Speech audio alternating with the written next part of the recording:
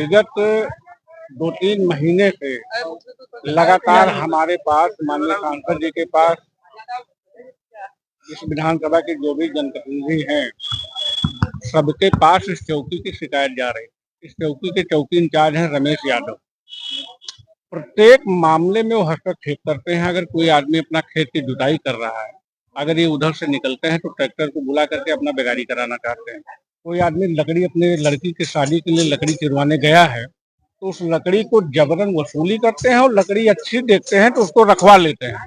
आप लोग अभी देखिए चक्री चौकी के अंदर जो बड़ा वाला कमरा है उसके अंदर कीमती लकड़ी जिससे बेड फर्नीचर लड़की की शादी में जो भी यूज होता है वो सारी लकड़ी जबरदस्ती लेकर के रख ली है।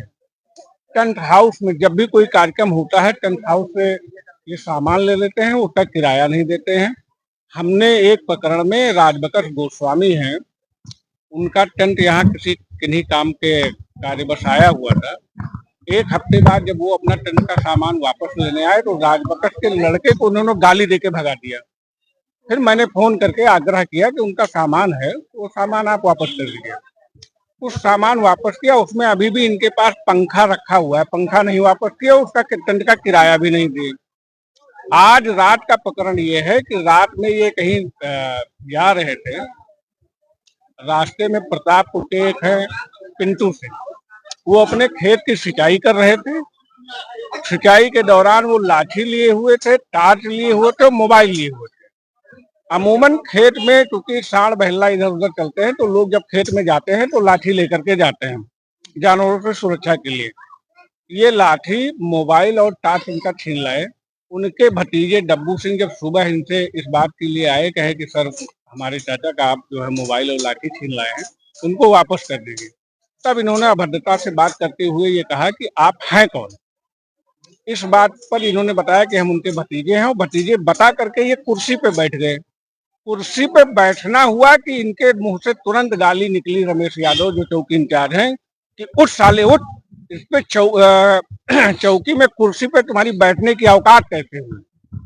इस पर डब्बू सिंह ने प्रतिवाद किया कि नहीं, क्यों नहीं बैठ सकते हैं, चौकी हमारी भी, हम भी बैठने का यहाँ कुर्सी है तो हम बैठ सकते हैं। इतना इनका कहना हुआ कि उन्होंने इनके ऊपर हाथ छोड़ दिया और 2-3 थप्पड़ इनको मार दिया। बीच बचाव करते फिर उसमें वहाँ आशु मिश्रा थे, उन्होंने बीच बचाव किया। फिर ये भाग करके अपने घर पे आए, घर पे आकर के हमको फोन किया। तब हम लोगों ने ये निर्णय लिया कि जिस तरीके से कई बार प्रशासन में इस बात को हमने शिकायत कर रखा था, माननीय सांसद जी ने शिकायत किया था कि यहाँ से चौकी इंचार्ज को हटाया जाए, इनका दुर्व्यवहार बहुत ज्यादा समाज में हो गया है, चौकी इंचार्ज को हटाया जाए। क्या लगता है सरकार की छवि खराब होती है या नहीं होती है उससे बहुत मतलब हम लोगों को नहीं है। मतलब ये है कि समाज, जो जनता यहाँ की है वो पीड़ित है। हम लोगों का डायरेक्ट लेना यहाँ के जनता से है, समाज से है। समाज इनको नहीं चाहता।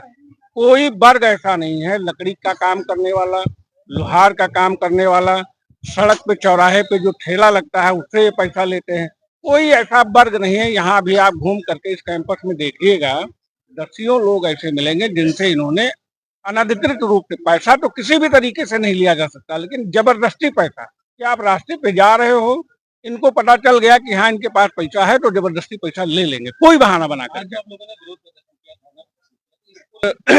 हमने अभी नहीं दिया, अभी तो हम पटवाल साहब को सूचना करके आए थे कि यहाँ हम लोग बैठ रहे हैं, शांतिपूर्वक बैठ रहे हैं और तब तक बैठेंगे जब तक चौकी इंचार्ज को हटाया नहीं। प्रशासन मानेगा तो नहीं, जब जन आक्रोश है पूरे क्षेत्र में तो प्रशासन इस बात को संज्ञान में लेगा। प्रशासन इतना ऊपर के अधिकारी ऐसे नहीं है कि ऐसे भ्रष्टाचारियों का साथ देंगे। ये दुर्भाग्य रहा, किन्हीं कारणों से इनका भ्रष्टाचार ऊपर तक नहीं पहुंच पाया और ऊपर के अधिकारी के आप लोगों के माध्यम से ये बात वहां तक पहुंचेगी और निश्चित रूप से प्रशासन इनके ऊपर कार्रवाई करेगा।